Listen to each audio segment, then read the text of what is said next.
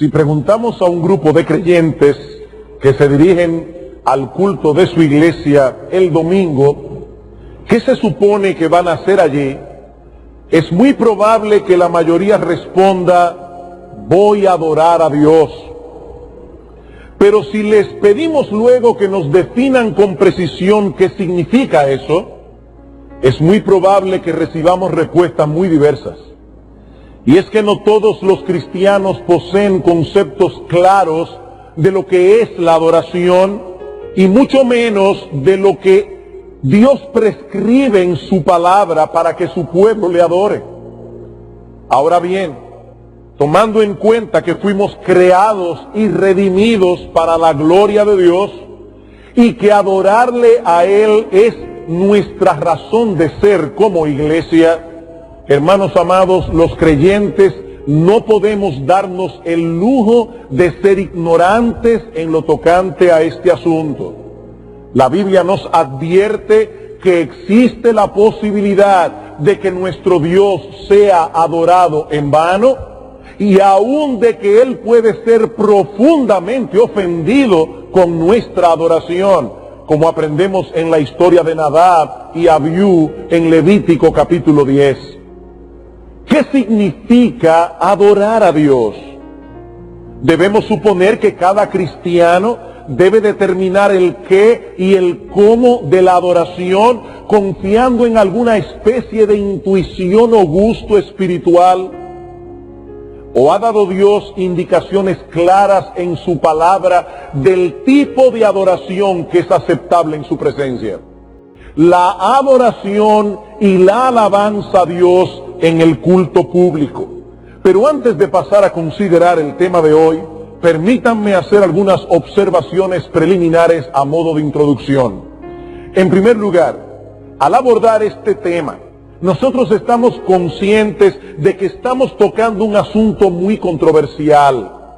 En las últimas décadas, el tema de la adoración se ha convertido en un verdadero campo de batalla en algunas iglesias, sobre todo en lo que respecta a los estilos musicales que deben emplearse en la adoración corporativa del pueblo de Dios.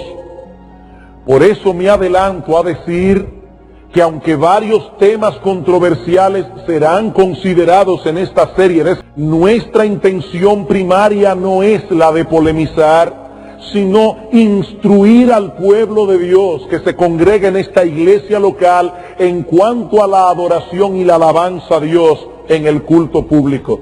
Y hermanos, nosotros hemos estado orando al Señor que nos permita predicar estos mensajes de tal manera que nos estimulen a la adoración y a la alabanza. De nada nos sirve que podamos dar respuestas a las inquietudes que tenemos con respecto al tema de la adoración, si al final de cuentas estos sermones no contribuyen a hacer de nosotros como iglesia mejores adoradores. Eso nos dice de entrada que adorar y alabar no es lo mismo, a la vez que nos dice cuál es el foco primario de atención que vamos a estar dando a estos sermones. No vamos a estar hablando acerca de la adoración en sentido general, sino de la adoración que nosotros como iglesia tributamos a Dios en el culto público. Todas las cosas que hacemos como creyentes debemos hacerlas para la gloria de Dios, aun sea comer o beber, dice Pablo en 1 Corintios capítulo 10 versículo 31, pero no es de ese deber que estaremos hablando en estos sermones, sino de la adoración y la alabanza en nuestros cultos como iglesia. Por otro lado, noten, hermanos, el orden en que estaremos enfocando estos temas. Primero la adoración, luego la alabanza. Una cosa viene primero, la otra después. Lo que pensemos acerca de la adoración determinará el tipo de alabanza que tributamos a Dios en nuestros cultos. Sabemos que hay muchas interrogantes con respecto a la alabanza en la iglesia que tendremos que responder en su momento, pero debemos resistir la tentación de llegar rápidamente a esos temas sin haber establecido primero la base teológica que va a sustentar nuestra argumentación. Muchos creyentes sinceros tienen interrogantes con respecto a la alabanza en la iglesia, y esas interrogantes deben ser respondidas bíblicamente. ¿Cómo establecemos la diferencia entre una música apropiada para la alabanza a Dios y una que no lo es? Dado que la iglesia de Cristo no se circunscribe a una cultura en particular, ¿por qué no podemos introducir en nuestras alabanzas elementos autóctonos de nuestra cultura como la güira y la tambora? ¿O por qué no podemos alabar a Dios con los ritmos típicos de nuestros países latinoamericanos si nosotros no somos anglosajones? El merengue aquí en República Dominicana, o con un buen mariachi en México, o a ritmo de rap o de salsa. Otra cosa, muchas iglesias en el día de hoy hacen uso de una alabanza más contemporánea en el culto de adoración. De hecho, a partir de la década de los 60 surgió todo un movimiento que ha sido llamado precisamente música cristiana contemporánea. ¿Existe algún problema con esos ritmos y estilos musicales? Después de todo, la música que acompaña nuestros himnos que hoy consideramos como tradicionales, alguna vez fueron música contemporánea. ¿Cuál es el problema de ponernos a tono con los ritmos y estilos musicales de nuestros días? ¿Ha dejado Dios en su palabra algunos principios que nos ayuden a trazar una línea clara de separación entre lo que es mundano e inapropiado para la alabanza a Dios y lo que no lo es? Otra pregunta.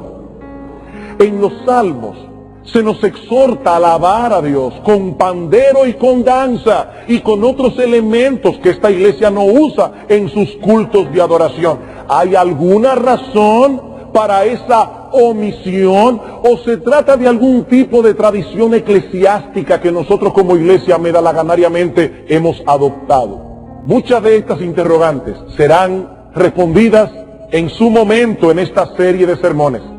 Pero hermanos, primero lo primero, antes de entrar a considerar estos asuntos particulares de la alabanza que tributamos a Dios como parte de nuestra adoración, lo primero que debemos hacer es detenernos a considerar la adoración en sí. Y eso es lo que comenzaremos a hacer en la mañana de hoy, respondiendo dos preguntas básicas. En primer lugar, ¿qué es la adoración? Y en segundo lugar, ¿cuáles son los elementos indispensables de la verdadera adoración? La primera pregunta la responderemos en el presente sermón. La otra la veremos el domingo próximo si el Señor lo permite. Veamos entonces, en primer lugar, ¿qué es la adoración?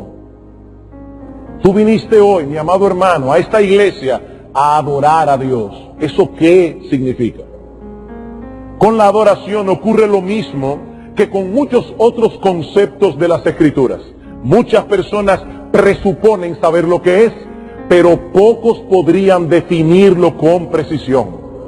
Y si no sabemos en qué consiste una cosa, tampoco podremos saber si lo que estamos haciendo es lo que se supone que nosotros debemos hacer haciendo esa cosa.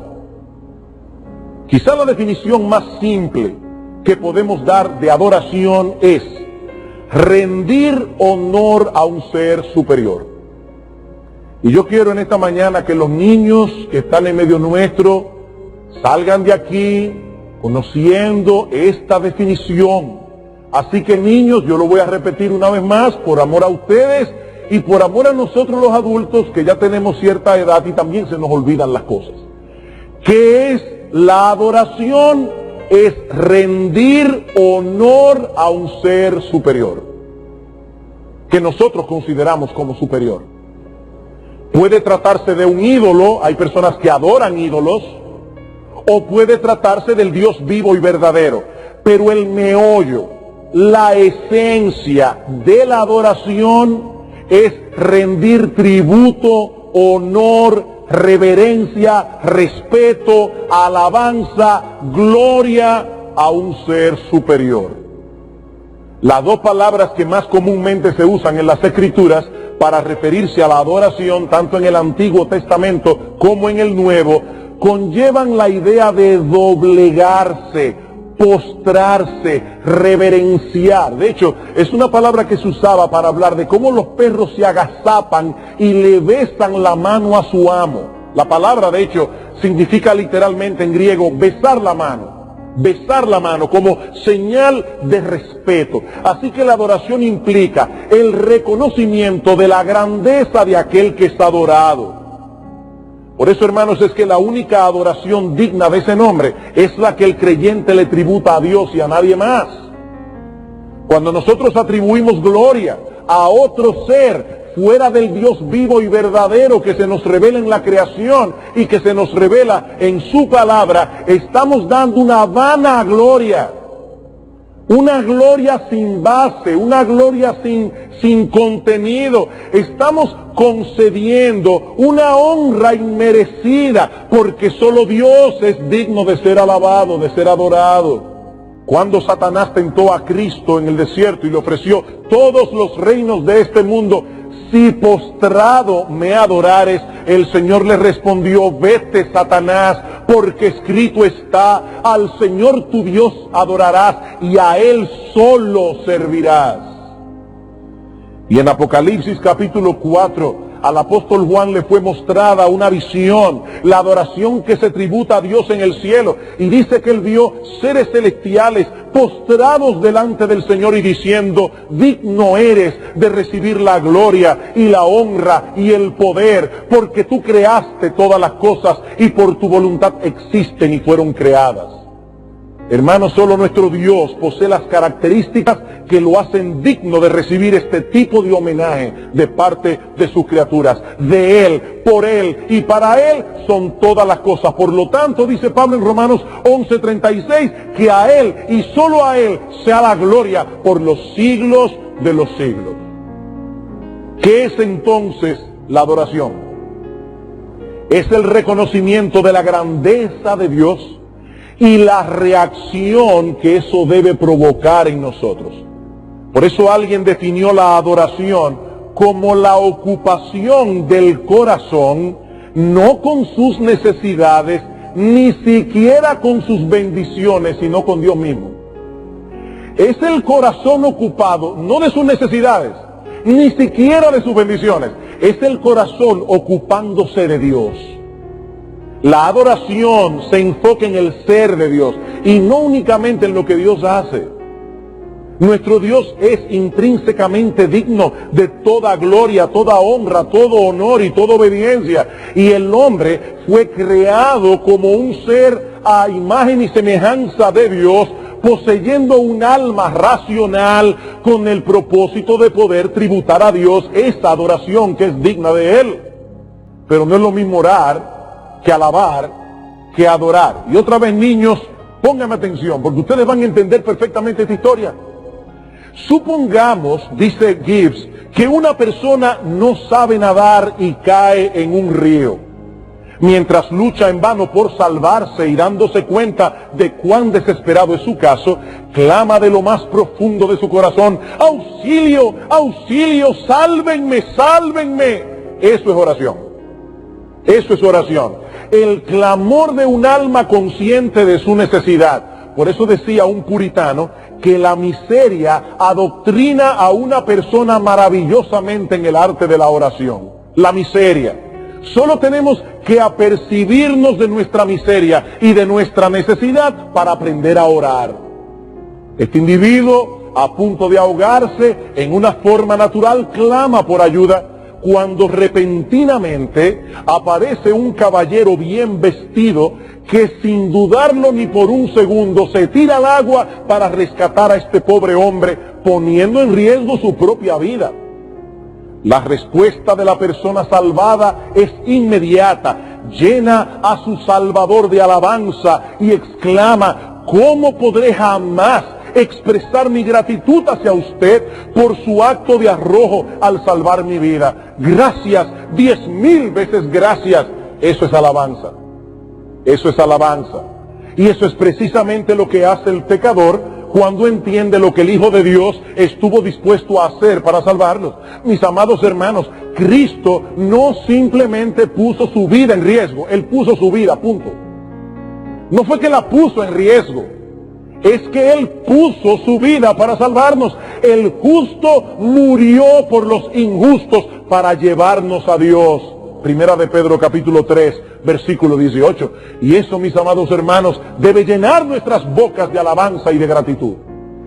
Ahora bien, supongamos que el caballero que ha salvado a este hombre, no conforme con lo que ha hecho, ahora lo invita a su casa al día siguiente con el propósito de entablar una amistad con él. Al otro día, el hombre se dirige hacia la dirección indicada y para su asombro se da cuenta de que el caballero que le salvó vive en la parte más rica de la ciudad. Y su casa es la mansión más extraordinaria, más hermosa, más magnificente del sector. Pero su sorpresa es aún mayor cuando él comienza a conversar y a conocer a este hombre. Queda profundamente impresionado por su nobleza de carácter, su bondad, su inteligencia, su hospitalidad, su sabiduría, su afabilidad, su tacto, su humildad de espíritu. En otras palabras, sigue diciendo Gibbs, ahora aprecia la excelencia moral y el valor intrínseco del carácter de su anfitrión, independientemente de lo que hizo por él para salvarlo. Y aunque no olvida por un solo momento que su anfitrión es su salvador, no obstante, su gratitud por lo que hizo por él es ahora superada por la admiración y aprecio por lo que él es en sí mismo. Ya no es simplemente gratitud por lo que él hizo por mí, es admiración por lo que esa persona es. Y como siguen desarrollando esa amistad, mientras más le conoce, más le admira. Eso es adoración. Eso es adoración. No se trata de un programa religioso o de un conjunto de rituales. Uno de los problemas principales que los profetas del Antiguo Testamento tuvieron que corregir era la tendencia del pueblo al formalismo y a equiparar los actos externos de la adoración con la adoración misma. Por ejemplo, en Amós capítulo 5, versículo 21 al 23, dice Dios al pueblo de Israel. Oigan a Dios hablando aquí, hermanos. Imagínense que Dios envíe una carta a Iglesia Bíblica del Señor Jesucristo y le diga algo como esto: abominé vuestras solemnidades, no me complaceré en vuestras asambleas. Si me ofreciereis vuestros holocaustos y vuestras ofrendas, no los recibiré, ni miraré a las ofrendas de paz de vuestros animales engordados. Quita de mí la multitud de tus cantares, pues no escucharé la salmodia de tus instrumentos. ¡Wow! ¡Qué duro! Y eso fue lo que Dios le mandó a decir al pueblo a través de Amós. Dile al pueblo que a mí me enferman sus cultos. Eso es lo que está diciendo. Me enferman sus cultos. Ellos estaban haciendo lo que estaban supuestos a hacer. Se reunían en el día establecido, presentaban sus sacrificios y sus cánticos de alabanza, pero Dios no estaba recibiendo ninguna de esas cosas con agrado. ¿Por qué? Porque era un ritual sin corazón, sin un verdadero deseo de agradar a Dios. Por el contexto de Amós capítulo 5, nosotros sabemos que esos judíos mostraban con sus vidas que Dios no era importante para ellos. Ellos no tenían la disposición de obedecer a Dios, simplemente querían calmar sus conciencias practicando un ritual. Ya fui al templo, Señor, el sábado, ya llevé mi becerro, ahora déjame tranquilo, ya yo cumplí. Cumplimiento. ¿De dónde procede esa palabra? De cumplo y miento. Ya cumplí, pero fui sencillamente sin interés. Ese fue el mismo problema que el Señor Jesucristo enfrentó durante su ministerio terrenal. En Mateo capítulo 15, versículos 7 al 9, Jesús acusó a los fariseos de hipocresía. y de honrar a Dios en vano, porque lo hacían de labios, pero no de corazón. Amados hermanos, la verdadera adoración es algo que ocurre esencialmente en el corazón. No se trata de llevar a cabo un ritual, sino de algo que envuelve todo nuestro ser interior, nuestro intelecto, nuestra voluntad, nuestras emociones.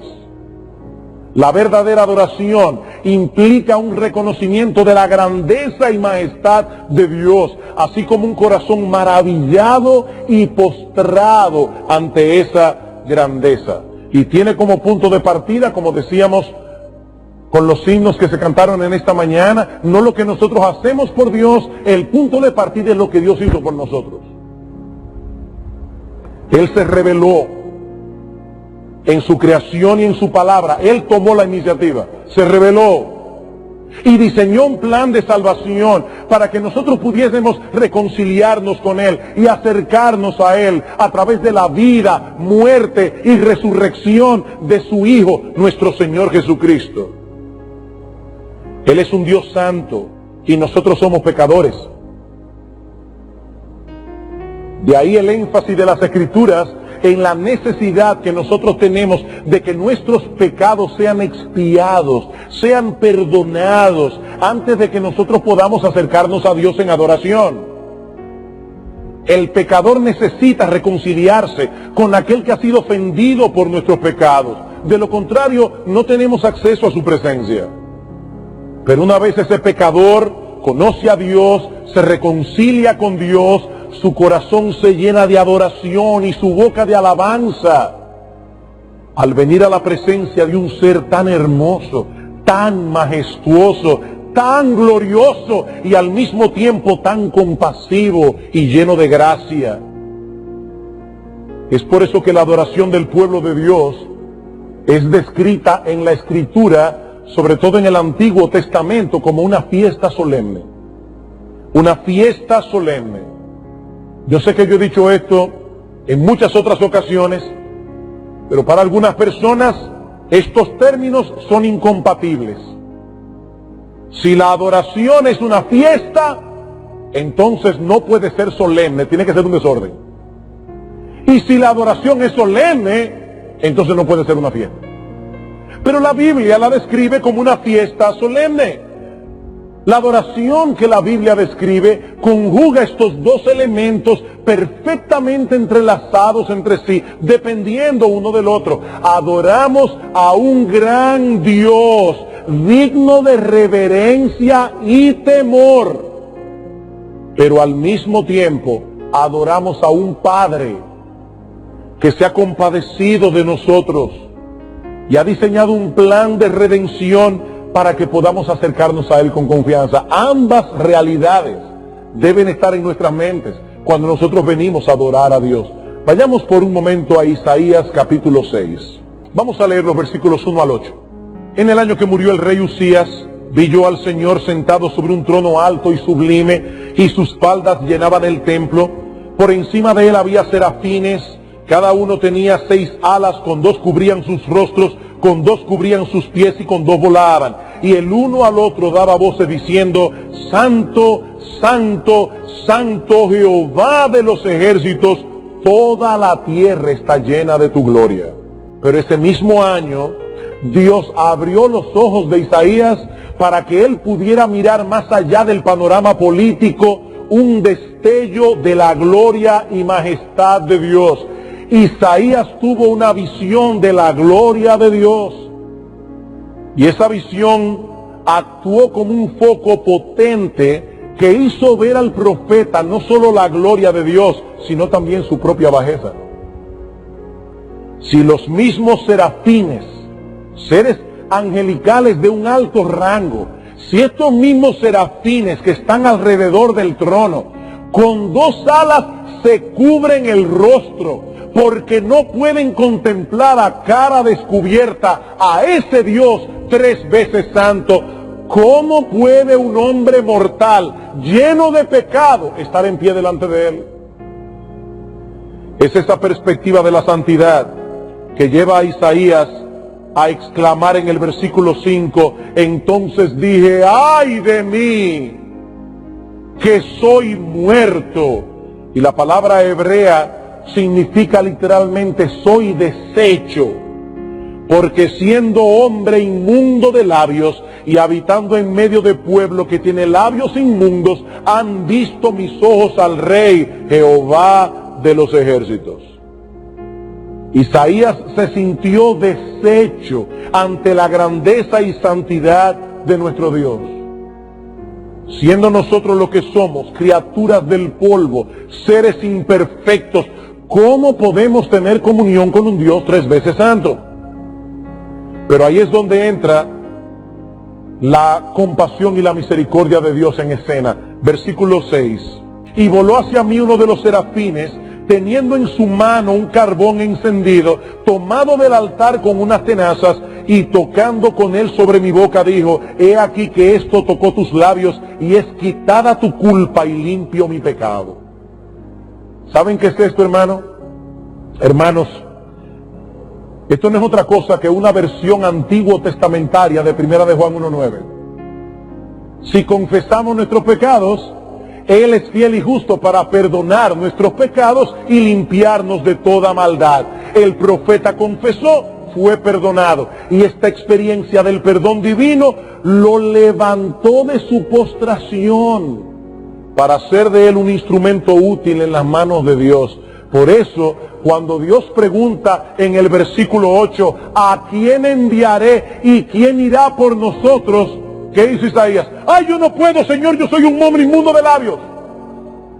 Había que levantarle ahora el autoestima a Isaías. Se ve que llevarle un psicólogo para que lo ayude, porque esa visión de la gloria de Dios lo había aplastado. No, hermanos. Todo lo contrario, este hombre, habiendo visto la gloria de Dios, habiendo visto su pecado, pero habiendo experimentado el perdón de ese gran Dios, lo primero que dice es: heme aquí, Señor, envíame a mí. Heme aquí, envíame a mí. Así que la visión produjo asombro por la majestad de Dios, pero al mismo tiempo produjo convicción de pecado. La convicción guió a la confesión, la confesión al perdón, y de ese modo el profeta fue equipado para adorar y servir a Dios como Él merece ser adorado y ser servido. En otras palabras, lo que estoy diciendo es que Isaías fue deshecho para ser rehecho. Isaías fue deshecho para ser rehecho. La visión de la grandeza y majestad de Dios le permitió tener una visión más apropiada de sí mismo. ¿Saben por qué hay personas que sufren de vanagloria, de ese virus mortal? Porque solo se comparan con otros seres tan insignificantes como Él. No, mi amigo, compárate con Dios. Y verás que esa gloria que tú crees que tienes es una vana gloria. Y eso fue lo que Isaías entendió. Y eso contribuyó por contraste a una visión más clara de la grandeza y majestad de la gloria de nuestro Dios. Miren lo que estoy diciendo. La visión produce confesión. Y eso a su vez nos ayuda a tener una mejor visión. Veo a Dios, conozco a Dios, veo su grandeza, veo mi bajeza, y viendo mi bajeza, ahora puedo entender mejor su grandeza. Y ese proceso dura toda la vida. Y ese mismo proceso lo encontramos en el Nuevo Testamento. En el Nuevo Testamento.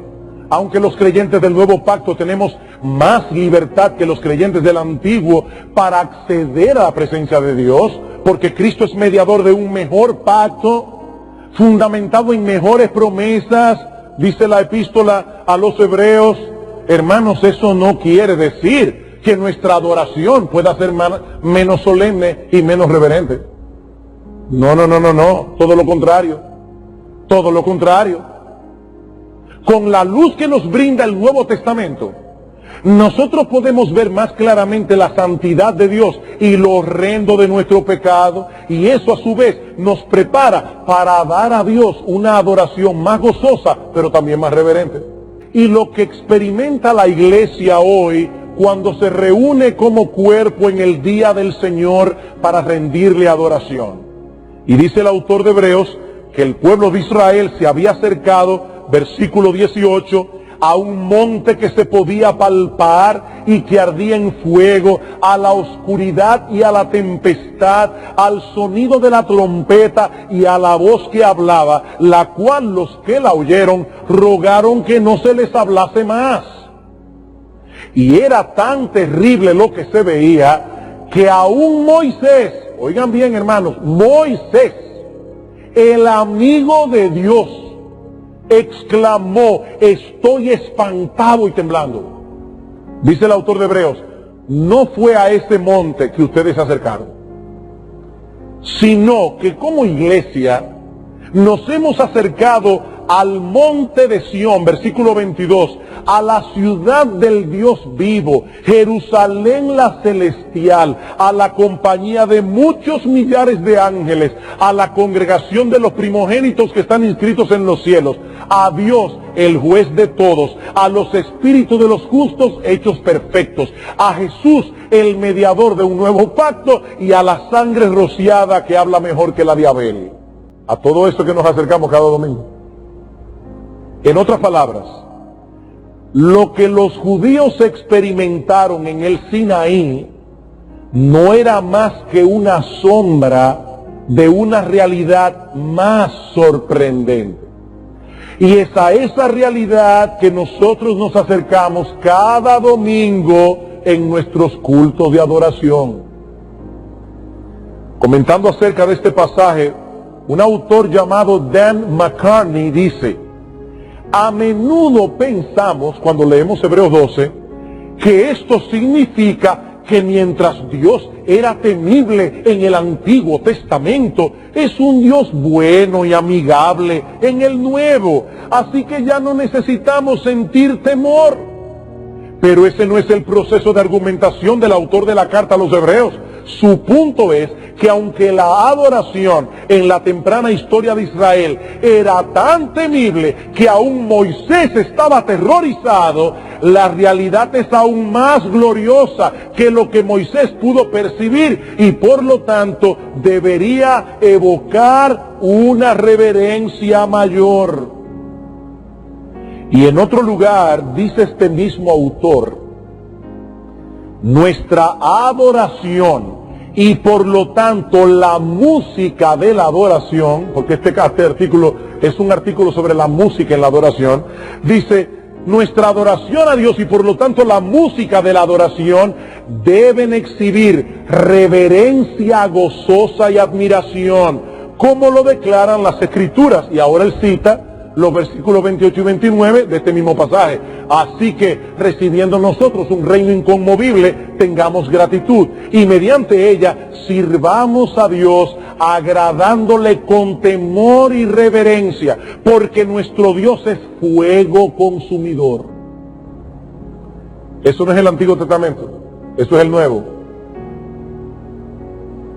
Esa palabra que usa el autor de la Epístola a los Hebreos en el versículo 28 no es la que normalmente se traduce como temor. La palabra temor en el griego normalmente es fobia, fobeo, de donde viene nuestra palabra fobia.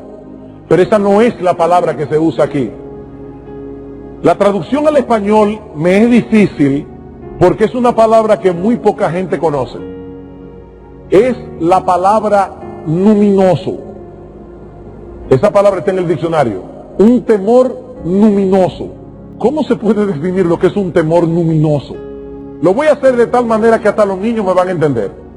Si yo estuviera en una habitación y me dijeran que al lado, en la habitación de al lado, hay un tigre o un león bravo que puede hacerme daño, eso, o un perro, eso me da temor. Pero si alguien me dice y yo se lo creyera, fíjense lo que estoy diciendo, si alguien me dice y yo se lo creyera, que en la habitación de al lado hay espíritus, eso crea un temor diferente. Se le ponen a uno los pelos de punta, eso es un temor luminoso. Un temor a lo que yo no sé lo que va a pasar. Bueno, esa es la palabra que el autor de los Hebreos usa aquí. Acércate con ese temor, porque nuestro Dios es fuego consumidor. el hecho de que haya personas que vengan al culto de adoración y se porten irreverentemente y Dios no los fulmine con un rayo, simplemente nos habla de la paciencia de Dios. Pero Dios no toma eso en juego. Todo aquel que en algún momento fue irreverente en el culto de adoración donde Dios hace su presencia, va a pagar por ello tarde o temprano, a menos que sea perdonado en la cruz del Calvario. Pero el autor de los Hebreos nos está diciendo: mucho cuidado. El pueblo de Israel se acercó a la sombra. Ustedes se han acercado a la realidad. Adoren a Dios con temor y reverencia, porque nuestro Dios es fuego consumidor. Con Él no se juega. Cuidado con jugar con Dios. Con Él no se juega. Ante la presencia de un Dios tan grande. Como dice una vez más, cito a McCartney, la adoración en el nuevo pacto debería estar llena de reverencia y un profundo sentido de temor sobrecogedor, porque ahora conocemos más claramente la santidad de aquel a quien adoramos al entender la profundidad de lo que se requirió para nuestra redención. Hermanos, ¿qué tan santo es Dios y qué tanto odia a Él nuestro pecado? ¿Tú quieres saberlo? Mira a Cristo en la cruz del Calvario. Ningún judío del Antiguo Testamento, ni uno, pudo tener una visión tan clara de la santidad de Dios como la que nosotros tenemos al día de hoy. ¿Qué tan santo es Dios? ¿Qué tan digno es Él de nuestra reverencia y de nuestra adoración? De ahí la solemnidad de la advertencia del autor de la epístola en el capítulo 12, versículo 25. ¿Qué dice el autor? Mirad que no desechéis al que habla. Es una advertencia. Mirad que no desechéis al que habla, porque si no escaparon aquellos que desecharon al que los amonestaba en la tierra, mucho menos nosotros si desechamos al que nos amonesta desde los cielos.